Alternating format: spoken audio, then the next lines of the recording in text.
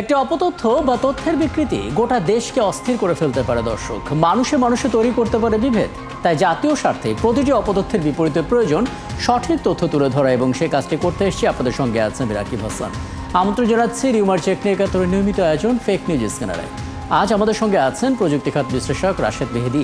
আমরা আমাদের অতিথির সঙ্গে কথা বলবো, তবে তার আগে যথারীতি একটা প্রতিবেদন আমরা দেখব, যাতে করে একটা ধারণা আমরা পেতে পারি যে কী ধরনের অপতথ্যগুলো আসলে ছড়িয়েছে। ডাকসু নির্বাচনে ব্যবহারের জন্য নাকি গাড়ি ভর্তি টাকা সহ কয়েকজন শিবির নেতাকে আটক করেছে সেনাবাহিনী, এমন দাবিতে একটি ভিডিও ছড়িয়ে পড়েছে ফেসবুকে। তবে ফ্যাক্ট চেক করে জানা গেল দাবিটি মিথ্যা। এই ভিডিওটি রাজশাহীর ভিন্ন ঘটনার, তাও 1 বছর আগের। ওদিকে ফেসবুকে বাটার শোরুম লুটপাটের একটি ভিডিও ছড়িয়ে দিয়ে দাবি করা হয়েছে কন্টেন্ট ক্রিয়েটর তৌহিদ আফ্রিদিকে গ্রেপ্তারের পর তার স্বত্বাধিকারী হিসেবে থাকা এই বাটার শোরুমের লুটপাট চলছে। তবে যাচাই করে দেখা গেল এটাও মিথ্যা তথ্য। ভিডিওটি চলতি বছরের এপ্রিলের একটি ভিন্ন ঘটনা। এখানেই শেষ না। সাবেক মন্ত্রী লতিফ সিদ্দিকী জামিনে মুক্তি পেয়েছেন এবং মুক্তি পেয়েই জয় বাংলা স্লোগান দিচ্ছেন, এবং ভিডিও ছড়ানো হচ্ছে নানা পেজ থেকে। পরে দেখা গেল এটাও মিথ্যা তথ্য। দর্শক, চলুন শুরুতে কয়েকটা ফ্যাক্ট চেক দেখে নিই, তারপর আলাপে যাব। ফেসবুকে ছড়িয়ে পড়া ভিডিওতে দেখা যাচ্ছে একটি প্রাইভেট কারের বনেট ভর্তি অস্ত্র আটক করা হয়েছে। ক্যাপশনে দাবি করা হয়েছে ঢাকা বিশ্ববিদ্যালয়ে ডাকসু নির্বাচনে ব্যবহারের জন্য গাড়ি ভর্তি অস্ত্র এবং কয়েকজন শিবির নেতাকে আটক করেছে সেনাবাহিনী। তবে সত্যিটা সামনে আনে রিউমার স্ক্যানার টিম। তারা জানায় এমন কোনো ঘটনা সাম্প্রতিক সময়ে ঘটেনি। ভিডিওটি 1 বছর আগের। রাজশাহীতে প্রাইভেট কার থেকে 2 বস্তা দেশীয় অস্ত্র উদ্ধার করে শিক্ষার্থীরা। এটি মূলত সেই ঘটনার দৃশ্য। ওদিকে ঢাকা রিপোর্টার্স ইউনিটিতে এক অনুষ্ঠান থেকে আটক হওয়া সাবেক মন্ত্রী লতিফ সিদ্দিকীকে জামিনে মুক্তি দেওয়া হয়েছে, এবং মুক্তি পেয়ে তিনি জয় বাংলা স্লোগান দিচ্ছেন এমন ক্যাপশনে একটি ভিডিও সামাজিক যোগাযোগ মাধ্যমে প্রচার করা হয়েছে। তবে অনুসন্ধানে দেখা গেল দাবিটি মিথ্যা। লতিফ সিদ্দিকী জামিনে মুক্তি পাননি। কোনো প্রমাণ ছাড়াই এই মিথ্যা দাবি করা হচ্ছে। সম্প্রতি ফেসবুকে বাটার একটি শোরুমে লুটপাটের ভিডিও ছড়িয়ে পড়েছে। ক্যাপশনে দাবি করা হচ্ছে কন্টেন্ট ক্রিয়েটর তৌহিদ আফ্রিদিকে গ্রেফতারের পর ঢাকায় তার বাটার শোরুমে প্রশাসনের সহায়তায় লুটপাট চালানোর ভিডিও এটি। কিন্তু ফ্যাক্ট ওয়াচের অনুসন্ধানে দেখা গেল এটা ঢাকার নয়, বরং সিলেটের ঘটনা। ফিলিস্তিনের ওপর ইসরায়েলি বাহিনীর হামলার প্রতিবাদে চলতি বছরের এপ্রিলে বাটাকে ইসরায়েলি পণ্য দাবি করে সিলেটে বাটার শোরুমে ভাঙচুর ও লুটপাটের ঘটনা ঘটেছিল। ভিডিওটি মূলত সেই সময়কার। এটাই এখন মিথ্যা দাবিতে ছড়ানো হচ্ছে। এসবের মাঝে পুলিশ ও সেনাবাহিনীর হাতে প্রবাসী অনলাইন অ্যাক্টিভিস্ট পিনাকি ভট্টাচার্যের ছোট ছেলে আটক হয়েছে এমন দাবিতে সামাজিক যোগাযোগ মাধ্যমে একটি ভিডিও প্রচার করা হচ্ছে। এই ভিডিওটিতে সাদা পাঞ্জাবি পায়জামা পরিহিত একজন ব্যক্তিকে আটক করে পুলিশের প্রিজন ভ্যানে তুলতে দেখা যাচ্ছে। তবে ফ্যাক্ট চেক করে দেখা গেল দাবিটি মিথ্যা। ভিন্ন ব্যক্তির ভিন্ন ঘটনাকে এই মিথ্যা দাবিতে প্রচার করা হচ্ছে। এখানেই শেষ নয়। সম্প্রতি বাংলাদেশ জামাত ইসলামী নিয়ে টকশো সঞ্চালক ও সাংবাদিক খালেদ মহিউদ্দিনের মন্তব্য দাবিতে একটি লেখা সামাজিক যোগাযোগ মাধ্যমে প্রচার করা হয়েছে, যেখানে বলা হচ্ছে জামাত নাকি গোপনে প্রায় 600 জুলাই শহীদ পরিবারকে সর্বোচ্চ 2 লাখ টাকা পর্যন্ত সহায়তা দিয়েছে। তবে অনুসন্ধানে দেখা গেল বাংলাদেশ জামাত ইসলামীকে নিয়ে এই লেখাটি সাংবাদিক খালেদ মহিউদ্দিন লেখেননি। খালেদ মহিউদ্দিন নিজেই বিষয়টি নিশ্চিত করেছেন। দর্শক, আজকের ফ্যাক্ট চেক বিশ্লেষণ করে দেখা গেল গুজব আর অপতথ্যের টার্গেটে ডাকসু নির্বাচন, রাজনৈতিক দল এবং আইন শৃঙ্খলা বাহিনী রয়েছে সবচেয়ে বেশি। শিরোনাম বদলে দিয়ে উস্কানিমূলক এবং সংবেদনশীল ক্যাপশনে ছড়িয়ে দেওয়া হচ্ছে পুরনো ভিডিও। পোস্টগুলো করা হচ্ছে ধারাবাহিকভাবে এবং ফেক প্রোফাইল থেকে। বিশ্বাসযোগ্যতা বাড়াতে ব্যবহার হচ্ছে এআই প্রযুক্তি। রাকিব হাসান, ৭১, ঢাকা। আমরা একটা ধারণা পেলাম এবং আমরা দেখতে পেলাম যে আসলে পুরনো সমস্ত ঘটনার ভিডিওগুলোকে নিয়ে একটু কালার ইফেক্ট দিয়ে, একটু মিরর ইমেজ করে দিয়ে সেগুলোকে নতুন নতুন ক্যাপশনে ছড়িয়ে দেওয়া হচ্ছে, তাও ধারাবাহিকভাবে বিভিন্ন পেজ থেকে। এবং বেশিরভাগ ক্ষেত্রে আমরা দেখেছি ফেক প্রোফাইল ব্যবহার করা হচ্ছে, এবং সেখানে আবার বিশ্বাসযোগ্যতা নিশ্চিত করার জন্য সূক্ষ্মভাবে এআই টেকনোলজি প্রয়োগ করা হচ্ছে। আর আপনি যেতে চাই, আমাদের সঙ্গে আছেন প্রযুক্তি খাত বিশ্লেষক রাশেদ মেহেদি। জনাব রাশেদ মেহেদি, আপনাকে আমন্ত্রণ জানাচ্ছি। এবং আপনি এর আগেও আমাদের এই আয়োজনে ছিলেন, এবং আমরা যে ধরনের অপতথ্যের ফ্যাক্ট চেকগুলো তখন আপনাকে দেখিয়েছি, বলা যেতে পারে তার কয়েক গুণ বেড়ে গেছে। এবং এআই ব্যবহার করে অপতথ্য একটা নতুন মাত্রা দেয়া হচ্ছে, এবং বলা হচ্ছে সামনে নির্বাচন, সেখানে এটা আরও বাড়তে পারে। প্রথমত, এই পথগুলো বন্ধ করার ক্ষেত্রে আইনগত কি কি দুর্বলতা আপনার মনে হয় আছে যেগুলোকে সংস্কার করা প্রয়োজন এবং প্রযুক্তিগতভাবে কোন দিকে কাজ করাটা সবচেয়ে বেশি জরুরি বলে মনে করেন? ধন্যবাদ আমাকে আমন্ত্রণ জানানোর জন্য। আমি এতক্ষণ দেখছিলাম যে আসলে কিভাবে অপতথ্য গুলো ছড়ানো হচ্ছে, তার ভালো বিবরণ দিলেন। এবং এটাও সত্যি যে এআই প্রযুক্তি যখন এসেছে, এই আর্টিফিশিয়াল ইন্টেলিজেন্স, এই টেকনোলজিটা অপতথ্য এবং মানে আপনার যে কোনো ছবিকে বদলে দেওয়া, যে কোনো টেক্সটকে বদলে দেওয়া, যে কোনো ভিডিওকেও বদলে দেওয়ার ক্ষেত্রে কিন্তু ব্যবহার করা যেতে পারে এবং সেটাই ব্যবহৃত হচ্ছে। আমাদের দেশে আসলে এই প্রযুক্তিগত বিষয়গুলোকে কিভাবে ব্যবহার করা হবে এবং সেগুলো কতটুকু নিয়ন্ত্রণ করা যাবে সেই ব্যাপারে কিন্তু সুনির্দিষ্ট কোনো বিধি নেই। যেভাবে আইন প্রয়োগ করা হয় সেটা অত্যন্ত দুর্বলভাবে করা হয়, কিংবা আইনের অপপ্রয়োগটা খুব বেশি হওয়ার কারণে আইনের যথাযথ প্রয়োগটা আসলে হয় না।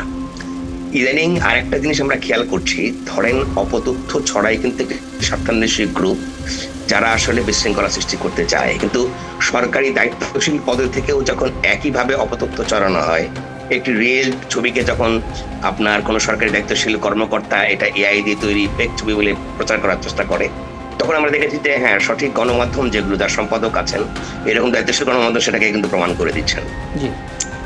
আমরা যখন দেখি যে আসলে আপনার একটু একটা আলোচনা সভা থেকে ধরে নিল সিদ্দিকীর কথা বলছিলেন যে সেখানে ওনার মিথ্যা জামিনের কথা বলা হচ্ছে, এখন যখন ওই প্রশ্নটা সমাজের মধ্যে তৈরি হয় যে যেখানে হামলা হলো এবং হামলাকারীরা গ্রেপ্তার হলো না, উল্টো যারা হামলার শিকার হলেন তারা হলেন এবং সে আইনে তারা চলে গেলেন, তখন কিন্তু এই মানুষের মধ্যে আসলে ওই নৈতিকতার বোধটা খুব দুর্বল হয়ে যায়। যখন রাষ্ট্র তার আইন প্রয়োগের নৈতিকতার পরিচয় দিতে খুব দুর্বলতা প্রমাণ করে, তারা প্রশ্নবিদ্ধ করে ফেলে, তখন আসলে অন্য যারা এটা করবে তারাও কিন্তু এবং আমরা এটা প্রায় এগুলো নিয়ে আমরা কথাও বলছি। এখন আমাদের একটু ভাবার সময় এসেছে আর কি, যে আইন যেটা আমরা করব বা আইন প্রয়োগ করব সেই জায়গাতে আসলে আমাদেরকে একটু ভাবতে হবে এখন যে ওই আইনটা প্রয়োগ করার ক্ষেত্রে সরকারের অবস্থান কতটা ঠিক আছে। সেটা যদি না হয় তাহলে এটা কিন্তু বন্ধ করা মুশকিল হয়ে যাবে। আমরা দেখেছি যে ফেসবুকে আপনার অপপ্রচারের মানে ভুল তথ্য দিয়ে, মিথ্যা তথ্য দিয়ে 3 দিন ধরে মানুষকে সংগঠিত করে তারপরে দিনাজপুর একটি বিনোদন কেন্দ্রে হামলা চালানো হয়েছে। এখন সেখানে কিন্তু ব্যবস্থা নেওয়া হচ্ছে না। আপনি আগে আইনের দুর্বলতার কথা এখানে জনাব রাশেদ মেহেদী, আমরা জানি এখানে আইনগতভাবে অনেক ধরনের কাজ করার সুযোগ রয়েছে, কিন্তু পাশাপাশি আমাদের একটা বড় দুর্বলতা হচ্ছে এই সমস্ত টেক জায়ান্টদের সঙ্গে সরাসরি কথা বলা। সেই দুর্বলতা আসলে কিভাবে মেটানো যায়? হ্যাঁ, সেটা ঠিকই বলেছেন যে আপনার সোশ্যাল মিডিয়া যে প্ল্যাটফর্ম গুলো আছে সেই প্ল্যাটফর্ম গুলোতে আপনি খেয়াল করে দেখবেন যে উন্নত দেশগুলোতে কিন্তু এগুলোর এত বেশি অপব্যবহার হয় না।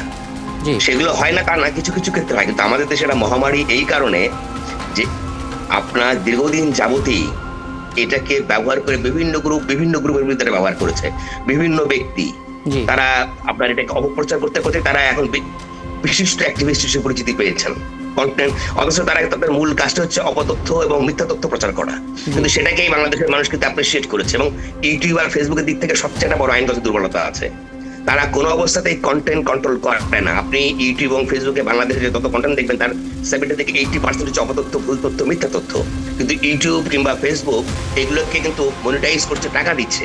তাহলে একজন কন্টেন্ট ক্রিয়েটর যদি আপনার ভুল তথ্য, যেন তেন তথ্য, ভালগারিজম, সন্ত্রাস, সহিংসতা, ডিফেমিং, বুলিং সবকিছু ছড়িয়ে দিয়ে টাকা কামাতে পারে, তাহলে এবং ফেসবুক এবং ইউটিউব যদি দেলার্সে সেগুলোকে টাকা কামানোর সুযোগ দেয়, তাদের যদি ন্যূনতম কোনো চেক ব্যাগের সুযোগ না থাকে তাহলে তো এই সুযোগটা নেবেই।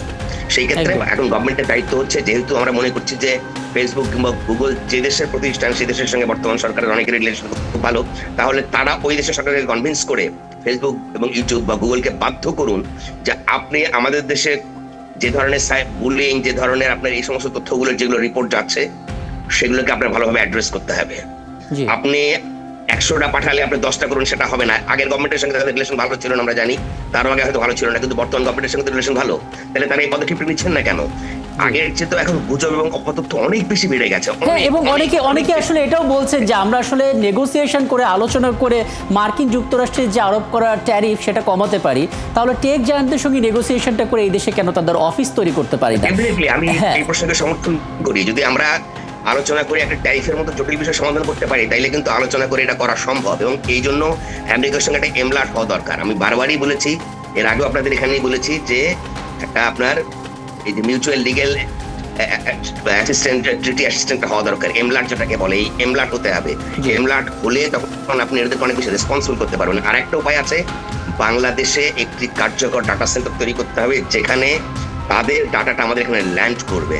যদি সেটা করতে পারেন তখন তাদের একটা অফিস হবে, তখন তাদেরকে আপনারা রেসপন্সিবল করতে পারেন, যেটা অলরেডি ইন্ডিয়া করে দেখিয়েছে। কিন্তু ইন্ডিয়াতে কিন্তু এখন এত বেশি অপতথ্য আর ছড়াতে পারে না, কারণ সেখানে তাদের কন্টেন্ট ডেলিভারি নেটওয়ার্কটা মাদার যেটা এই বাংলাদেশে সার্কুলেট করে সেটা ইন্ডিয়াতে আছে, এবং ইন্ডিয়াতে অফিস থাকার কারণে ওটা একটা সাউথ এশিয়ান হাব হওয়ার কারণে এখন সহজেই সেখানে কিন্তু ফেসবুক এবং আপনার গুগলের মধ্যে জিনিসগুলোকে কন্ট্রোল করা যায়। আমাদের দেশে হচ্ছে না, কারণ আমরা আসলে এটা নিয়ে কখনো ভাবি না, বরং আমাদের দেশে সরকারি বা রাষ্ট্রীয় দায়িত্বশীল পর্যায় থেকে যখন গুজব ছড়ানো হয়, অপতথ্য ছড়ানো হয়, দুর্বল নৈতিকতার জায়গায় আমাদেরকে দেখানো হয়, তখন আসলে আমাদের কোনো আশা থাকে না। আমরা এবং এগুলোর মনিটরিং এর জায়গাটা আসলে শক্ত হওয়া প্রয়োজন, যেটা বলছিলেন। পাশাপাশি নিশ্চয়ই হাতে সময় থাকলে আমরা আসলে ফ্যাক্ট চেক যারা করে তাদের নলেজ শেয়ারিং এর পরিমাণটা কতটা বাড়ানো যেতে পারে, এবং যুবক যারা আছেন, যুবক সম্প্রদায় যারা আছেন, ইয়াং জেনারেশন, তাদেরকে আসলে কিভাবে অনবোর্ড করা যায় সেগুলো নিয়ে নিশ্চয়ই আলোচনা করার একটা সুযোগ হবে আপনার সঙ্গে। ধন্যবাদ আমাদেরকে সময়টা দেওয়ার জন্য। আমাদের সঙ্গে এতক্ষণ ছিলেন প্রযুক্তি খাত বিশ্লেষক রাশেদ মেহেদী, এবং যে অপতথ্যগুলো আসলে ছড়াচ্ছে সেই অপতথ্যের পথ বন্ধ করার জন্য আইনগত কী কী সংস্কারের প্রয়োজন আছে, কোথা থেকে কাজ শুরু করতে হবে সেই ধারণা আমরা পাচ্ছিলাম। এবং দর্শক, আপনারা ছিলেন এতক্ষণ ফ্যাক্ট চেক নিয়ে একাত্তরের নিয়মিত আয়োজন ফেক নিউজ স্ক্যানারে। প্রতিদিন আমরা রিউমার দূর করতে হাজির হব ঠিক একইভাবে একই সময়ে, এবং আপনারা যুক্ত হতে পারেন।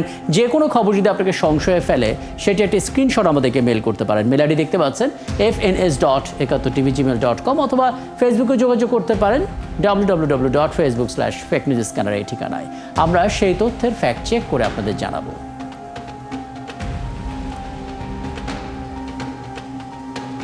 মনে রাখবেন দর্শক, চটকদার শিরোনাম দেখলে ক্লিক করবেন না। বিশ্বাস আর প্রতিক্রিয়া জানানোর আগে অবশ্যই ফ্যাক্ট চেক করুন।